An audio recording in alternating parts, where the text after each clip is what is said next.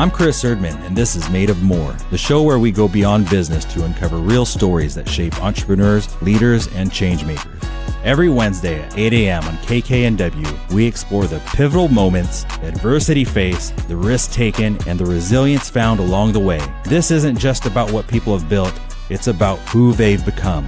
If you're ready for inspiration, practical insights, and stories that remind you that you too are made of more, you're in the right place. Welcome to the show, Made of More. I'm your host, Chris Erdmann, and today I have a special guest, Katey Dallosto. Did I say that right, Katey? You did. Perfect. All right. Unique last name. Love it. It's got some Italian background to it, doesn't it? Yes, it does. Yes. I'm half Irish, half Italian, which means I like a loud fight. All right. Well, I'm half Filipino, half German, so we like the same things. There we go. Katey's our guest today, and a little bit about Katey. I think of her as like a transformational coach within the real estate industry and lending industry. She's got a vast background of being involved in these industries for, I think, the past 20 plus years. Is that correct, Katey? Yes. I feel like one of those 900-year-old people that never retire from real estate. So I got to make sure I retire from real estate at some point. Oh, yeah, I feel the same way. I just want to keep going and going, but there's got to be some light at the end of the tunnel with some vacations, some sandy beaches out there, right? Agreed. Katey and I, we bumped into each other and got to know each other from a real estate conference with EXP a while back, and then just kind of got reunited again because we're working with a client together on a bigger commercial development site. So got to say thanks for that connection, Katey. My pleasure. I've spent quite a bit of time talking on the phone just of lately and have learned quite a bit about mindset, and also learned a bit about you're an author and a family member and just you're a very well-rounded professional person. Thank you. It's a unique background, which I realize comes into play in a variety of different things. And one of my favorite things is meeting people like you, Chris, and connecting. Like, I've never met a stranger ever in my life. My mom used to say that I would never have been kidnapped. I would have just gone willingly, like, come on, we can be friends. Let's figure it out. So, yeah. And that's still how I am. I'm a very open, trusting. I have no secrets, for better, for worse. And, I said, my patchwork quilt of my life has got some dark spots and some bright spots, and the contrast is what makes it exciting. So I'm willing to have those pieces of contrast and learning and things that I've experienced that if I can share with somebody else to make their travel along this road of life a little easier, that's a bit where my coaching style comes from. Oh, I love it. That's a refreshing outlook on life. As we're going to get into it here, what I want to know is, before you became this coach, where did this all start? Sounds like your mom's identified some characteristics about you early on, but where did this passion for real estate, mortgage, coaching, where did it all start from? Yeah, so it's my favorite question to ask real estate agents, whether when I was running a real estate office and recruiting, or when I was working for a mortgage company and developing mortgage real estate partnerships, is I always like to ask the question, how'd you get into this business? Because most people chose real estate as a second or third career. A very small percentage of people in this business were born into real estate. They're out there, but it's a small percentage. I was not born into it. I wasn't either. I was in corporate sales. I always start off my story with, I went to Catholic school, so I learned how to sell in the first grade. You tell me about this. How'd you learn to sell in the first grade? Well, in the first grade at St. Agnes School in Concord, California, in the San Francisco Bay Area, we had boxes of chocolate bars, and that was what we had to sell, these chocolate bars as a fundraiser for the school. Every Catholic school does some sort of a fundraiser. And ours was chocolate candy bars. They were actually really good. I remember them. And if you sold 6 boxes and each box had 20 candy bars in it, you got to go to Great America. Oh, 6. I mean, what is better than going to Great America when you're 6, right? Let's do it. Yeah. It's just the best. So I came home and I told my parents I was going to sell 6 boxes of candy bars, and my dad came home from work and we walked the neighborhood, and I started knocking on doors at 6 years old. I still don't take rejection personally. They just didn't want the candy bars. No big deal. Go to the next house. Someone's going to buy them. Or made sure that I had my school uniform on, so they knew I was from St. Agnes. And knocked on lots and lots of doors. So I've been You remember literally your knocking script? on just, well, I mean, I mean, you're six, right? Don't remember my script, but I did it. I was a fundraiser through high school. I still hold a record at the high school for selling the most pizzas. And then I got into corporate sales after I graduated from college at Santa Clara University. So got into sales really quickly after I graduated and sold a bunch of different things, moved a little bit, and then when I had baby number 3, it wasn't quite going to work. Like having traveling and going all over the place, it just was like, this is not working. And a friend of mine said, well, you can sell anything. Why don't you sell something with a big price tag and get your real estate license? And she was a friend of my parents and wanted some support for her business. And so we started working together. So I had a mentor right away, which was awesome. And the interesting part about it is within 6 months of selling real estate, because I had such a strong corporate sales background, I had mortgage companies, title companies kept asking me to train. And I was like, train on what? And they're like, the sales stuff that you know. And I was like, well, doesn't everybody know this? And still stuff I teach today. Hold on, let's back up a little bit. Okay. So walk me through your first year of real estate. So you got your license. What next? I want to dig into your experience. Yeah, again, I'm a salesperson. So I did the whole, reaching out to my sphere of influence. I got listings right away from friends and family. I've been door knocking since I was 6. Door knocking around an open house was easy. Actually, my open house story is kind of funny. May I tell you my first open house story? Not yet. And I want to hear it. This is the perfect place. Okay. So I hadn't even gotten my license. Like I had taken the test. We were waiting for the license to come in. The owner of this real estate office was like, hey, you can hold open an open house, but since you're not technically licensed, you just can't say the price. You just have to hand them a flyer. No problem. I'm like, this is going to be great. Door knocked around the house, invited people to come. It was a vacant house in a neighborhood I wasn't really familiar. But I was all excited to have my first open house, of course, made the cookies, right? So it would smell like home. And right before I was about to close up, this older couple in the backyard the wife tripped and fell and hit her head on the concrete. And the husband yelled from the backyard that his wife had passed out and I needed to call 911. Yeah. So my very first open house, I called 911. So wow. What a traumatic experience. The funny part was I still do. I teach open house classes, like how to have a successful open house. I believe a great open house is a party. And I said, part of what you need to do is set expectations early. Like, what is a successful open house? How do you know when you've hit a home run or a base hit? Because, the World Series starts today. And so I said, for me, a successful open house was don't call 911, right? Like that was just sort of a bare minimum. If I don't have to call 911 and actually, make some new friends, then it's great. But everything is relative. Everything is about perspective. And so I loved doing open houses. I thought they were great. I loved door knocking. I'd been doing it my whole life and just came easy. And then within 18 months of being in real estate, I got recruited to help run a 225 agent real estate office. Okay. So it was quick. I didn't sell for a relatively long period of time, but I've been licensed for over 20 years. You've been licensed. Tell me a little bit about these open houses. What did you actually like about what made you successful? Well, again, I always treated open houses like a party, right? Like, just like if you were going to have a party, if you're going to have a World Series party at your house, and all you did is open the front door and put a sign out that said, I'm having a World Series party, come on in. How many people might actually show up, right? So if it's a party, you need to invite people. So you invite the neighbors. I used to email my entire sphere about an open house that I had coming up. Hey, I'm going to have food from this local restaurant. We're going to have it be a baseball theme, or having hot dogs, or whatever theme I wanted for that particular time. So I made it a party. But the fun part about when you email your entire database, even if they're out of state, out of area, it didn't matter, because you get the emails back, the text messages, the phone calls. Hey, how did your open house go? Sorry, I couldn't make it, or we were out of town, or hey, I saw you were doing an open house. How'd it go?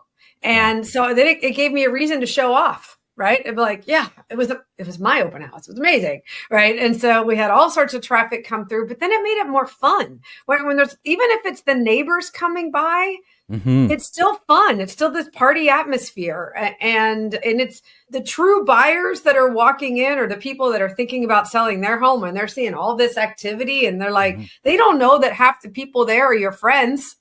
They don't know, like, that. They're just like, wow, there's a lot of traffic in this open house. This thing may be going quickly. If we're going to make an offer, we better do it. So it created some energy and some urgency around it too. My other thing that I did is I never had flyers that anybody could. I had one flyer that I would hold in my hand, and people would say, okay, because we've trained people to walk into open houses and to get a flyer.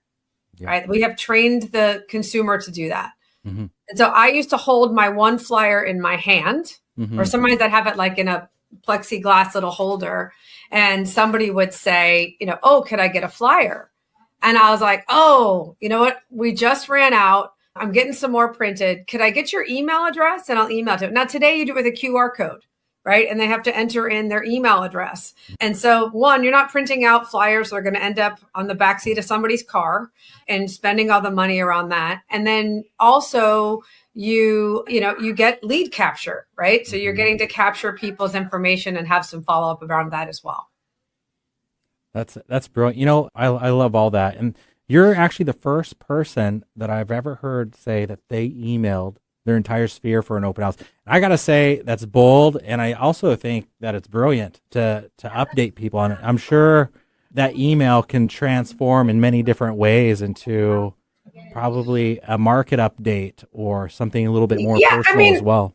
Most people, I've been in real estate for 20 years, and people still come up to me. They go, so are you still in real estate? Right. And I was like, and when you're new in the business, even when you've been in the business for 5 or 10 years, people are like, oh, are you still in real estate? Because they know there's turnover in our business. Oh, so if you're doing that real estate thing? Yeah. If you're not telling people what you're doing, how are they supposed to know? Right? They're not mind readers. They don't follow you around. And it's just like, hey, this is what I'm doing today. And if you're a realtor, you're like Phil from Modern Family. Well, no, that's not how we do it, right? This is what I'm doing today. And letting your sphere know, letting your followers know, this is what we're doing. And this is what I'm thinking about this week. And I do a weekly video that I post on all my social media of sort of like, this is the mindset topic of the week. And it's always based on conversations people have had with me during the week. And I'm like, all right, I'm hearing a theme on multiple conversations. It's out there energetically in the world. So I'm going to talk about it. And sometimes it's self-talk. Let's be real, right? It's most self-talk. Yeah. Like I need to get this lesson again too. So let's do some self-talk. Yeah. Do you want to give me an example, and the rest of everybody that's listening, about this self-talk that you get your clients to overcome and that you've had to overcome? Yeah, well, all right. I'm going to shamelessly plug my book because it's if you don't mind. I was going to ask you, but you go ahead. I'll just shamelessly plug it. So my book is called Fortune Cookie Leadership. And I wrote it because when I was running a real estate office, I did a weekly sales meeting. And when you're running a real estate office, they're independent contractors. They don't have to come to the sales meeting. So you got to make the sales meeting, at least interesting. And I always made mine fun, but always would start off with a motivational quote or a motivational video.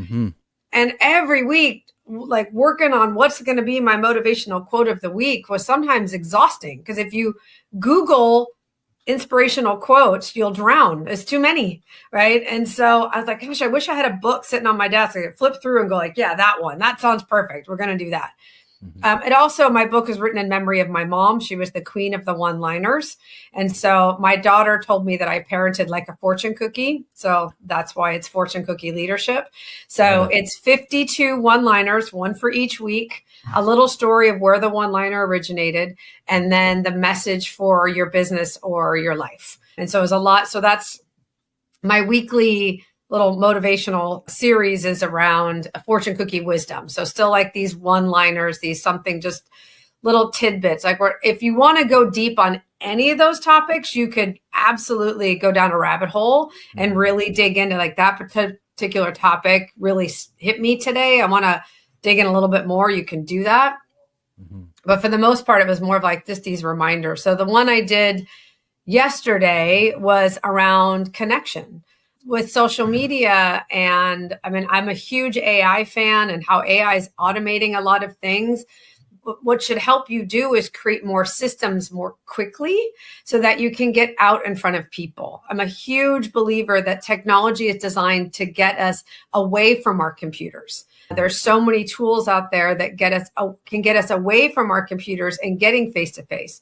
Technology is designed, real estate technology is designed to get us face-to-face, to get us appointments, to get us interacting with people. Because one of my friends and mentors says, we've spent more time around campfires as human beings than we have around computers.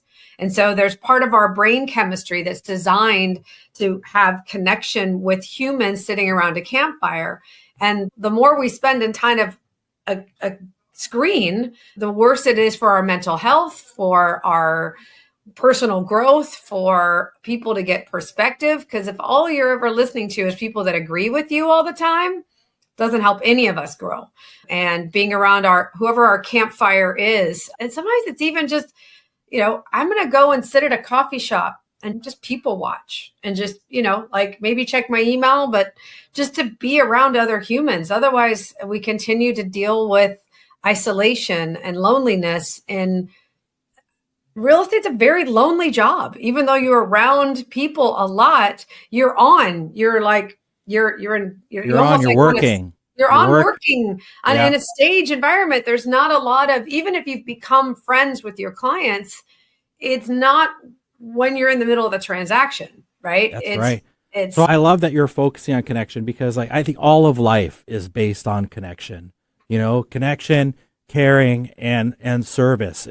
That's my perspective.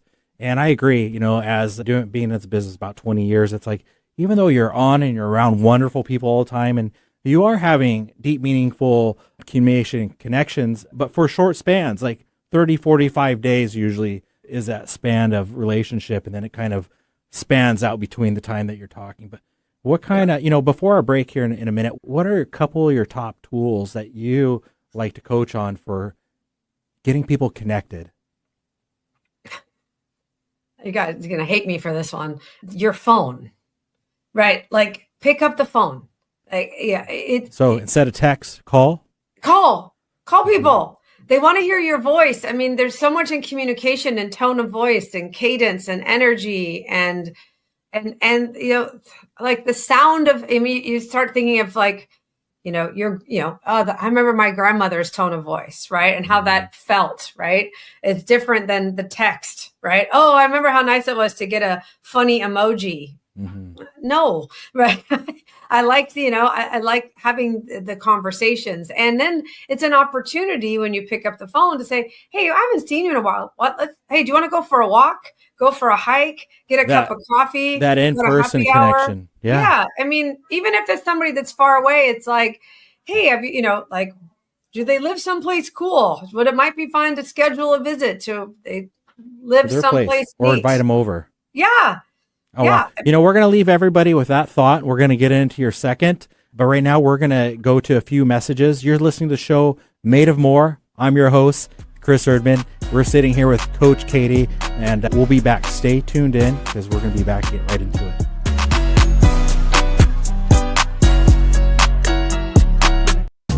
Here's the deal. We got to set ourselves up. See, retirement is the long game. We got to make moves and make them early. Set up goals. Don't worry about a setback. Just save up and stack up to reach them. Let's put ourselves in the right position. Pre-game to greater things. Start building your retirement plan at thisispretirement.org. Brought to you by AARP and the Ad Council.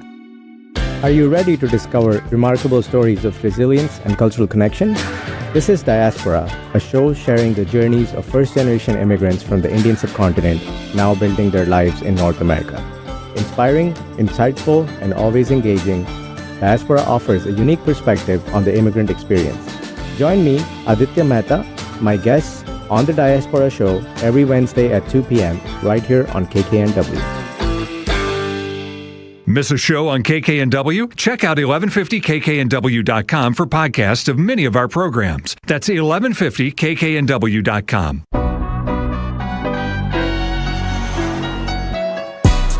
Welcome back to the show Made of More. I'm your host, Chris Erdmann, and I'm sitting here with Coach Katey, the queen coach of the real estate and lending industry with 20 years plus experience. And we just ended the last segment with, her two top tools. And she was talking about your phone for connection.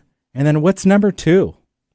Well, I think we talk about connection is about energy rise. And I think it's community. So find the thing that you like to do, that you would do for free, and you would just show up and bring great energy because you're excited about it. And doesn't matter to me if that's a cycling club, volunteering at a soup kitchen, your alma mater's alumni association. What's one of your favorite for you to do? I can think for me, one of my favorite things is I mountain bike quite a bit, and I try to invite, that's my golf, right? Golf has been the traditional networking, connecting. Yes. My golf has been mountain biking for sure. Cool. And sometimes, not as of lately, but camping, overlanding. Oh, wow. Mine has become in the last couple of years volunteering at church, partly because I was doing a YouTube show during the pandemic with my priest. And so that kind of got me sucked in. And that sounds in. What's that about? It was straight comedy is what So the pastor of my church, he and I grew up together. We've known each other since we were kids. During the pandemic, he wanted to find a way to reach out to his community and was like, how do we do this? And he had nothing to do. He's like, I'm so bored. So he brought me on. We almost did like a Regis and Kathy Lee sort of a thing. Yeah. We'd have a topic. Was it called The Priest and I, or what would you call it? So, I mean, I told when it first started, I said, do you understand that it's going to be your dad and my dad are going to be the only people watching this? Like, this will be fun for us because we just make fun of each other, and we would discuss some things. Sometimes we would just talk about Italy. We were supposed to go to Italy and during 2020, and obviously that got canceled. So we just did an Italy show where we just talked about things we love about Italy, and there's religious pieces. There were some religious components to everything. And sometimes we did a free for all. People just, hey, send in your questions about things. And I mean, I went to Catholic school through college, and some people asking questions. I'm like, I have no idea or whatever. And he's like, how did you go to this much Catholic education and not know these things? And I'm like, well, I don't know. I'm like, you can be mad at me about it, or we can figure it out. So, but it was really fun. And we ended it in 2022, and we still get people that will see me and be like, oh, hey, I remember you from In Lieu of the Pew. And I'm like, okay. In Lieu of the Pew. I love that name. That's hilarious because the churches were closed down. So In Lieu of the Pew, you can come and watch us. And very creative. It was very creative. Honestly, it was a blast. We had so much fun, but we just laughed the whole time. The most interesting one was that we had a lot of people is that we had an exorcist come on and talk about what it's like in a real life exorcist. And I was like, wow, that's crazy. So I would love to listen to that show. That sounds like that could be a whole podcast itself, The Exorcist. Exactly. Yeah, it was fun. It was really fun. What I love, I could see that you're genuine about it. Like you would do that for free. That was the main thing. It's like, what's something in your community that you would do for free to spend time with people? Because business is very personal. It's about relationships. And the best business, the interactions that I've ever had have been with friends or friends of friends. And it's because it feels warmer. You built trust early on, and you've already got some commonality, maybe in a few different areas. And so I love that those are your top two things, calling and building your community. Absolutely. Because in my experience, I should ask this with you as well, typically real estate is hyper local. Right? So being involved in your community and knowing about community events or community opportunities for other people to connect, right? Like, hey, I'm not a mountain biker, but if I knew there was a group that got together with mountain biking, I might share that on social media of like, hey, if you're in this area, there's a mountain biking club. I'll meet you at the end of your mountain biking run at the Starbucks or, whatever. But you guys have fun and tell me how it goes, right? Oh, the other thing that I really love is I don't drink a whole lot of wine, but I do have an appreciation for wine. And then I love food. I'm kind of a foodie. So I put together 2 events lately. One was at my friend Valentina's wine shop in Bellevue, and another one was at the Bellevue Club, which was basically wine and appetizers. And both were a great hit. I watched the actual wine connoisseurs, which knew 1,000 times more than me, really get into it and start talking shop. And that food and beverage really loosens up the vibe between people and gets people talking. I was wondering, like, how was the event at the Bellevue Club? How was that going to turn out? Because it was a 3-hour event, started at 5, ended at 8. Wow. And I just had a short 15-minute presentation about one of my projects one of these development projects that I'm on, and just telling them about where is it at today and compared to what was Bellevue like 30 years ago, or what were some of these new development sites, where were they 30 years ago before they took off? And I was like, and everybody was like, what are people going to do for the rest of the 2.5 hours after the presentation, the Q&A?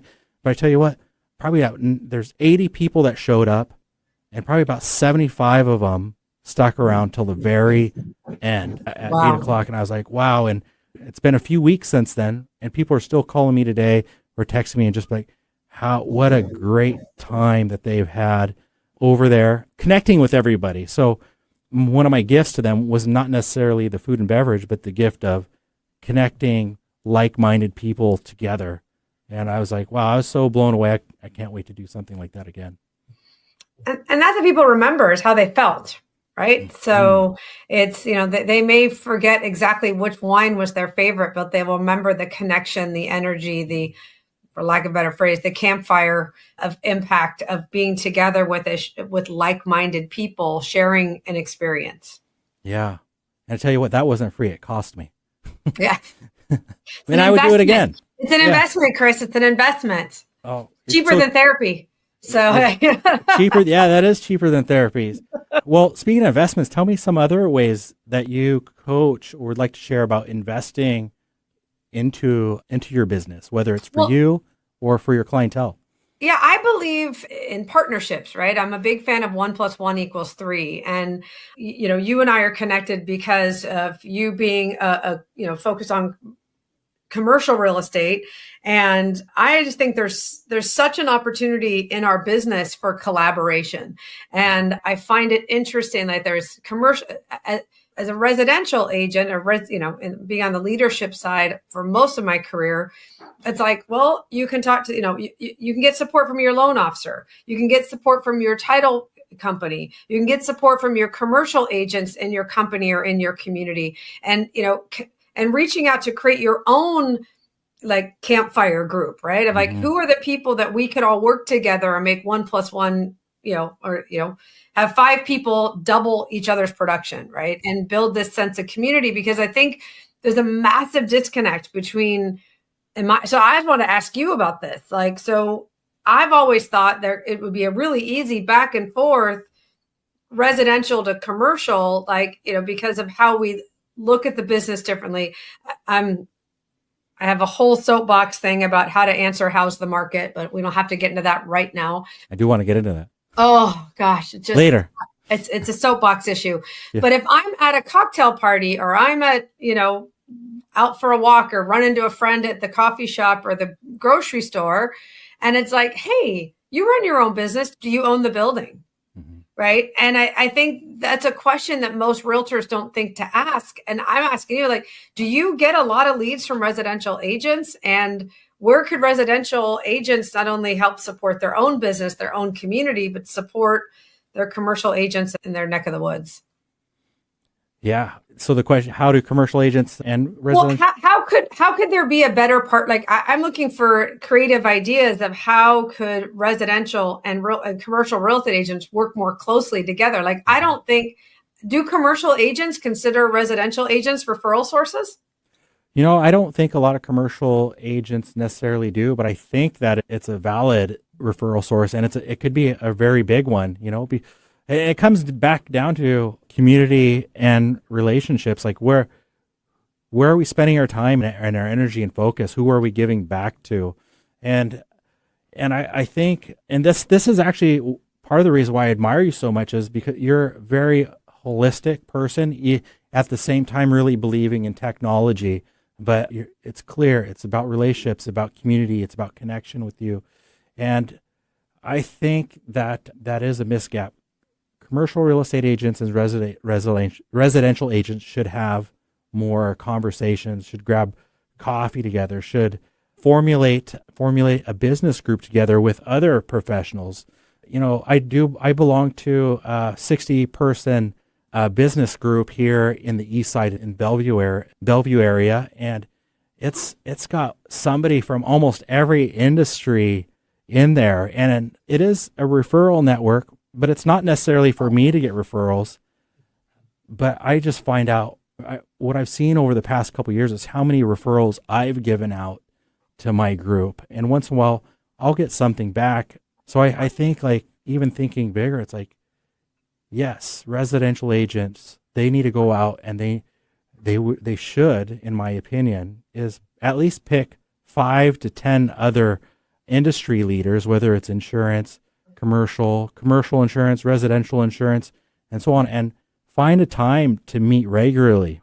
And the best groups that I've seen is there's commonalities between people, and those commonalities could be certain values like work ethic, and actually having certain how they show up, and do they believe in giving first, having that giving first mentality.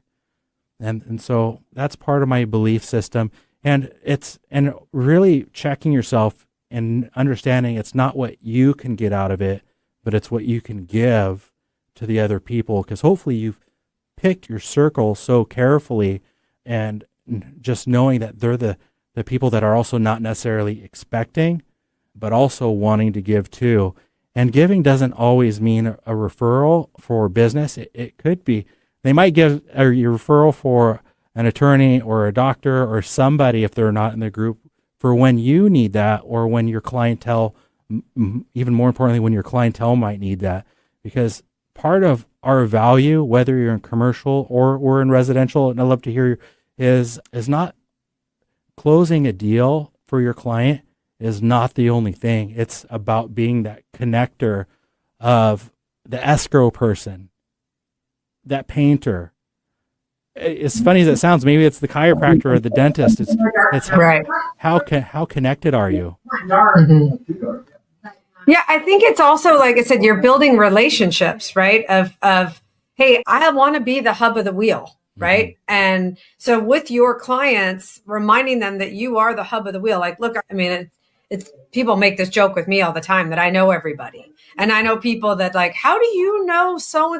Don't ask how I know people in industries I should have no business knowing people, but I do. And so I love to dot connect, but it's something that is valuable, right? It's people would much rather get a referral of, like, hey, I know this guy, I know this gal, that kind of thing. But I also think that, to your point about your community, of like, oh, I was at this networking event, and one of the doctors was talking about this new program that they're going to be doing to help people with, there's a new thing to do for people with weak knees. And, hey, and it's like, oh, hey, my sister has something like that. That's where that stuff happens. And that's giving people a filter in their brain is really important, right? And really valuable. Like, oh, I hadn't thought about that, or that might be something else. And that's why I am shocked that there isn't more back and forth referrals between commercial and residential, right? Because,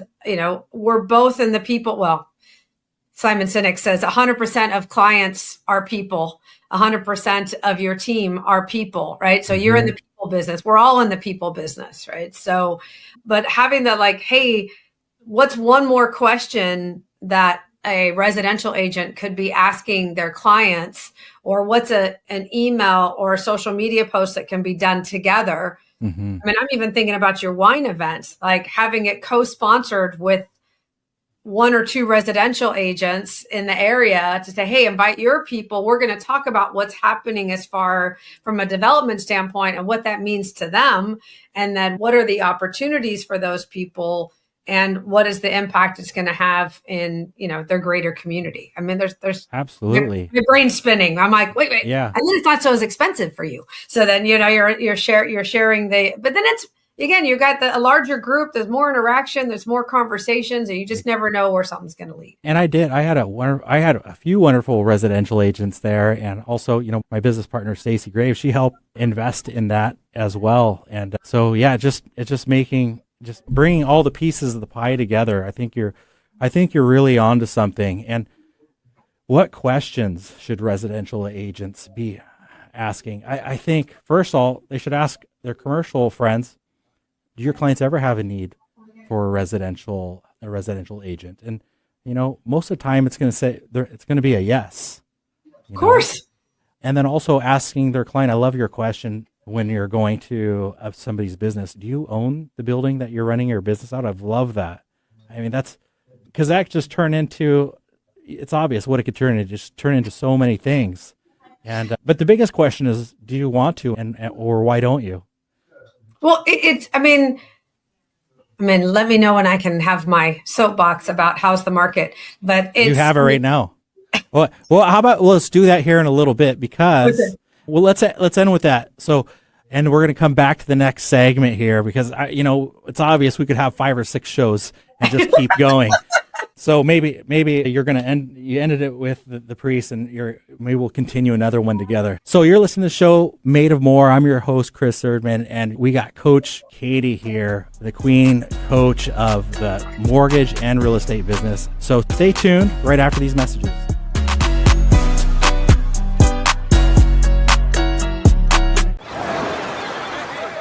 Hear that? That's the sound of your life. Perfectly imperfect. Beating in rhythm to the world you've created. But every time you drive after drinking, the music gets drowned out. Your life sounds pretty great. Don't let a buzz ruin it. Buzz driving is drunk driving. Don't drive buzzed. A message from NHTSA and the Ad Council. Hello, I'm Chris Erdmann. Every Wednesday at 8 a.m. on KKNW, I sit down with inspiring entrepreneurs, creative minds, and game changers to uncover the real stories behind their business. On my show, Made of More, we explore the challenges that they've overcome, the breakthroughs that they've celebrated, and the mindset that drives them forward. If you're ready to unlock your full entrepreneurial potential, Made of More is the show for you, because here we know you are made of more. Every Wednesday at 8 a.m. on KKNW. Make us part of your daily routine. Alternative Talk 1150.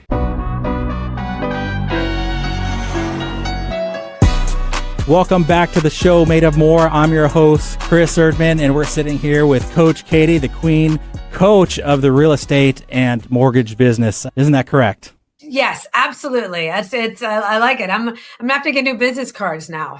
And get that all. Well, I got a referral for you. I got a good designer if you need one. I love it. Yeah.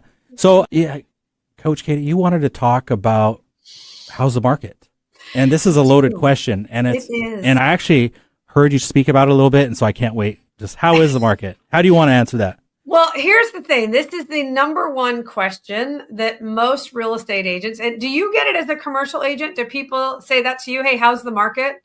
Oh my gosh. Yeah, they do. And there's many markets in one market. Yes, there are. And how do you typically answer that question? With a question. Oh, good. What question do you use? Oh, well, what market are you speaking about first? Excellent. And I just leave it very open because I don't want to close it off and think for them. I want to leave a lot of room for me to listen to where they want to go and where their mind is. Because the minute I start asking a pointed question, narrow it down, it means I've stopped listening to a certain degree. And for me, I just really want to open it up, and then I can help them niche it down. Agreed. And I think that's the challenge for most real estate agents. When I do public speaking, keynote speaking, it's a question I will put out there. And a lot of residential agents will like roll their eyes like, oh God, how's the market? I get it all the time. Like I was actually on another podcast, and this very successful luxury agent in the Bay Area. And she was like, oh, I used to avoid that at the kid drop off at school, that people like, how's the market? And it just drove me crazy. Mm-hmm. And then we had the conversation about how how's the market is the international sign for book an appointment. And she's like, I never thought about it like that before. Say that again. I think that's worth repeating. How's the market is the international sign for book an appointment. And how do you take it from there to there? Well, most people are asking, how's the market?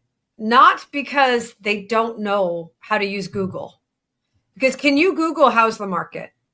Absolutely. Of course, you put it in ChatGPT, into their large language model. How's the market? And to your point, what market? Like, I mean, I'm in the San Francisco Bay Area, right? We have microclimates. We also have micro markets, as most areas do. I'm imagining there's no such thing as a average home in Bellevue. No. There's a statistic of what the average price is, but there's no such thing as an average home, because average to whom? It's extremely personal. It's extremely subjective. We talk about what is a big lot? What is a big backyard? There are parts of Washington State and California where a big yard is, 5 feet by 5 feet. There are parts of it 100 acres. Or it's 100 acres, right? Yeah. So we need to know what is your... And look, when we're at a cocktail party, when we're out at the coffee shop, at the grocery store, I'm not going to get into, let's dig deep into like, oh, I'm thinking, it's like, oh, I usually say, what market, to your point, what market are you talking about? Or, where, how can I help? What's going on? Right. And then they're like, oh, it's a lot of time I'm just curious. And I'm like, you're not. All right. But you're, like, okay, about where? And it a lot of times is they're curious about their own home, because for most people, their home is their largest financial investment of their life. And it is their largest debt. Right. And so it's like, look, I'm not going to sit here in the, in the peanut butter aisle and like, let's get into like how those alimony payments and like, how bad is your credit card debt? Is it good for you time to refinance? No, we're not doing that. That's weird. No, you're not trying to take it all the way home. No, it's like, hey, you know what? That's why if you're curious about the value of your home, or kind of like, what you might be thinking, hey, have you done like an annual mortgage review? Or just a financial review, including your largest I'm assuming that your home is your largest financial asset, and pretty much everybody says yes. They say, great, why don't we sit down and have a conversation? This is worthwhile a conversation, because the home is for most people's largest indicator of generational wealth and your largest asset at retirement age. So it's kind of important we're taking care of this. And who else do they talk to? Like, we have to think of ourselves as financial advisors, and we're not only going to be talking to them about their house when we sit down for a cup of coffee. Hey, why don't I come by your house and let's get a really detailed analysis as a real estate agent of what the value of your home is. And, maybe I can give you a couple of tips on some things that you could do right now to increase the value of your home, even if you're not going to move for 10 years. We got a couple of things we could do. And then while you're there having this conversation about their largest, financial investment of their life, you can talk to them about, hey, we know a lot of people are refinancing right now or doing a home equity line because to debt consolidation, to get those credit card, that 22% credit card, let's get a home equity line and get that paid off a lot easier and consolidate debt into one thing. Wow, you have a lot of equity in this house. If you thought about pulling out some of this equity and investing in either commercial real estate or out of area or out of state real estate, we can talk educating. And this is another question for you is, how many residential agents know how easy it is to invest in a triple net lease?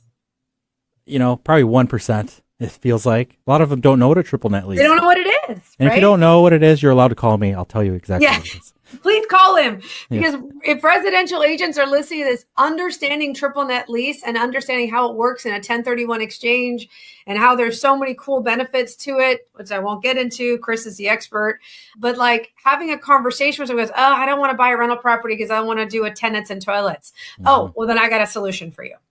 Right. And, so those are the kinds of conversations we can be having when we answer how's the market with, why don't we sit down and have a conversation about it? Because this is a lot more than, oh, the market's unbelievable. It's great. It's terrible. It's a buyer's market. It's a seller's market. It's like, it's so deeply personal. Yeah. And if we're saying some throwaway comment, and at the worst case, we're not even capturing somebody's contact information. If one of the parents at the soccer game or basketball gets basketball season, that high school basketball season, when the parents is asking you, it's like, hey, you know what? Let me get your phone number. Let's schedule a time to chat about this, because it's kind of a big deal.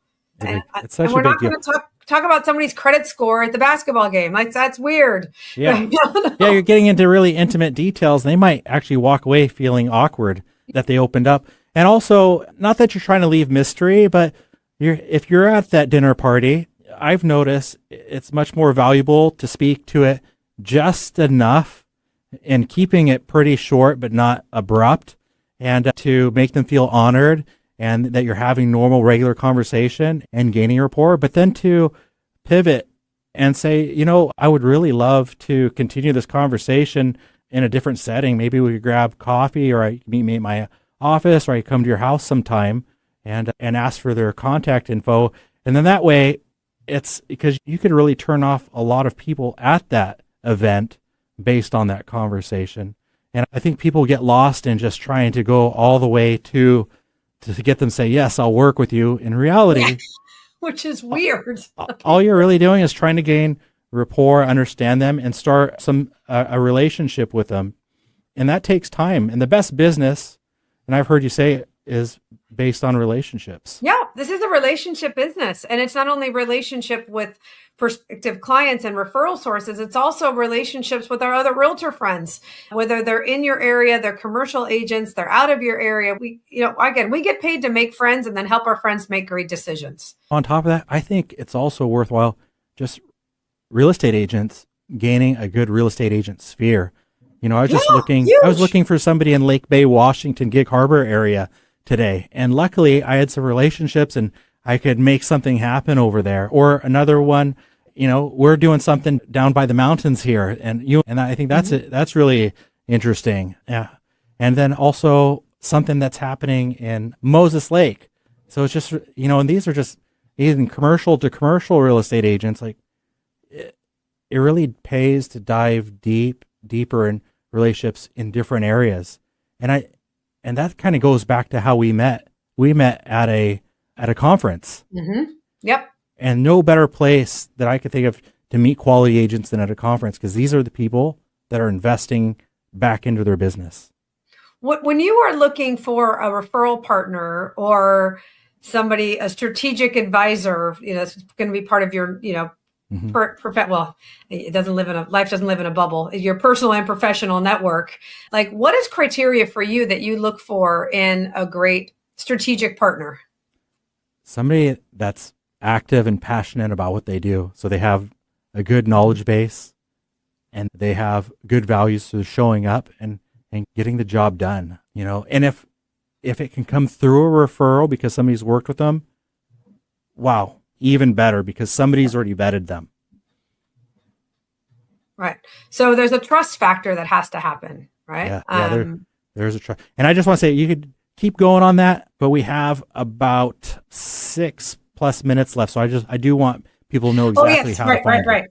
Yes. No, I just was curious on your criteria. I like it. I like trust it a lot. Factor. Tell me a little bit more about that. I just want to give you a heads up. Well, I mean, it's, my friend Todd Duncan wrote a book called High Trust Selling. And it's like, I firmly believe that all sales happens with trust, right? So we're helping somebody to see a vision of how life can be by resolving your challenge, right? You have a challenge, your space is too small, or your business is expanding, and you know what, instead of just paying for a larger lease, let's buy the building, right? We can do these things, but wow, what is my life going to look like when this is all said and done, right? And so there has to be trust, so that I am casting a vision for you.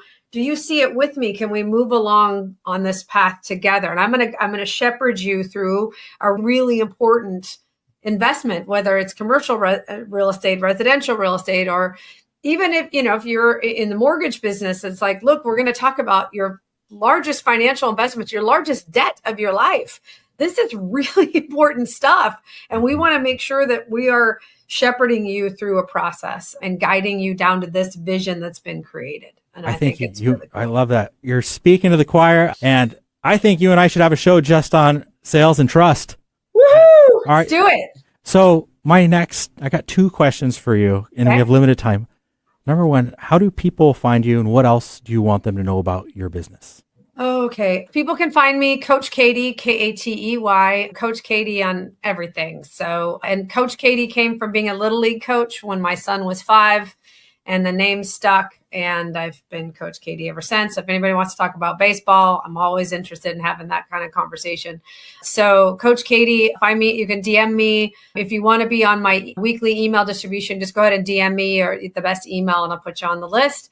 I do keynote speaking. I like to do that a lot. I will do offsites. I do also do coaching. I tend to do more group coaching than one-on-one because I believe there's power in the group with active agents, active loan officers that are doing that. So that's the best way to find me. It's just Coach Katey on LinkedIn, Facebook, Instagram, all those. Just DM me your email if you want to be on my email list.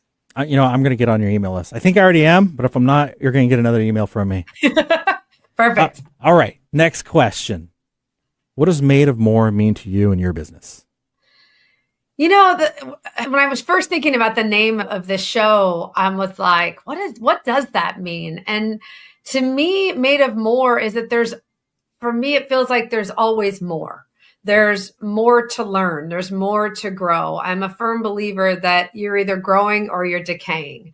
And so I'm always looking for people to help grow together, right? That how do we do that? So there's, whether I'm developing partnerships, whether I'm somebody recommends a book or a podcast or, hey, there's this movie you need to watch, this documentary you need to watch, because it's going to help have you look at things differently. I think that there is, that there's more, there's more to uncover, that I am always in a space of learning. That's what it means to me. I love it. Yeah, Katey, what a gift for me that you came on this show today. Katey, say it again. You said it a couple times. You're down in California. Which city do you actually live in? Well, I'm going to just say San Francisco because I grew up in the Bay Area in the East Bay, kind of, east of Oakland. But I am planning to be in San Francisco in the next couple months. I'm just going to keep saying it because I'm putting it out there with my vision. I'm moving to San Francisco. I will be moving there. So you are. Everybody's going to put that vibe out, and we're going to pray for you. We're going to set that intention. Yes. Coach all Katey the prayers the better. I need the help I can get. Do you have a specific building or neighborhood that you want to be in? I do have a building. Ooh, what do you want to share? Yeah, the name of my middle name is Francis. Yeah, and it's called San Francisco is St. Francis, right? And so the building is called Francesca, which is the Italian or Spanish pronunciation of Francis. And so I found this building has got views. It's centrally. I want to be able to walk everywhere. I don't want a car.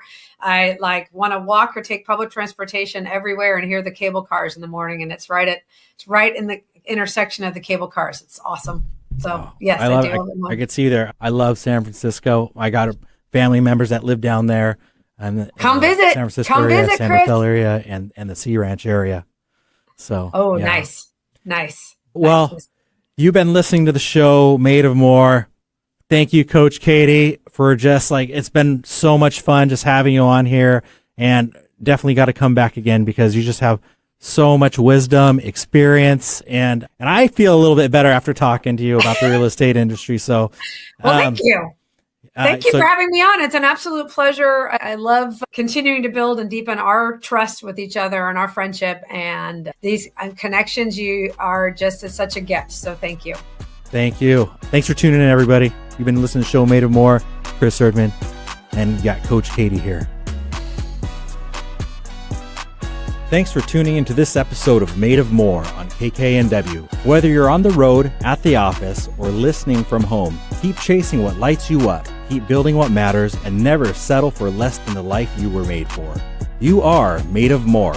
More purpose, more impact, more joy. Made of More is part of the Speaking Current network of shows and podcasts. all of which that are dedicated to inspiring listeners to build lives of meaning, connection, and value. You can find the Speaking Current network of shows, including Made of More, wherever you get your podcast. You can also find us on YouTube. Until next Wednesday at 8 a.m. on KKNW, I'm Chris Erdmann. Stay bold, stay inspired, and stay made of more.